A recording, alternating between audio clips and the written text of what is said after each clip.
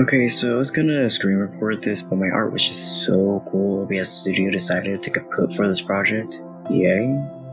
Anyways, in my sketching phase, I go through a lot of ideas, then 1 to 2 more solid fine line sketches that I will then take into my line art. Using a texture brush at the dark color that isn't black of the week, I slapped some line art on that bad boy. Also, if you're wondering, this character is from the VR game Half-Life Alyx. He's a Vortigaunt named Gary. I have a brain injury. Oh, I'm sorry to... My brain is injured. That's terrible, Ow. and I hope... Going into my coloring, I put down a flat palette of any colors that I eyeball out, and don't really plan ahead.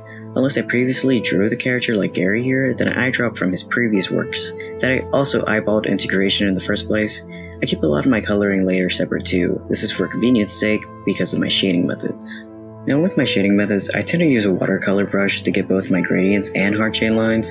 This is also where my piece gets a lot of their funky colors, as I decided my well-known style apparently is going to be 3,000 layers, all with different effects and random added bits here and there. But hey, funky effects I guess.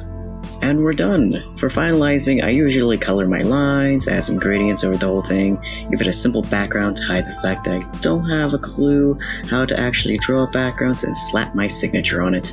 I hope this was a bit informative on my methods. I know it wasn't the most detailed, but if you have any questions, comments, or concerns, please slap them down below, and have a nice and very safe day.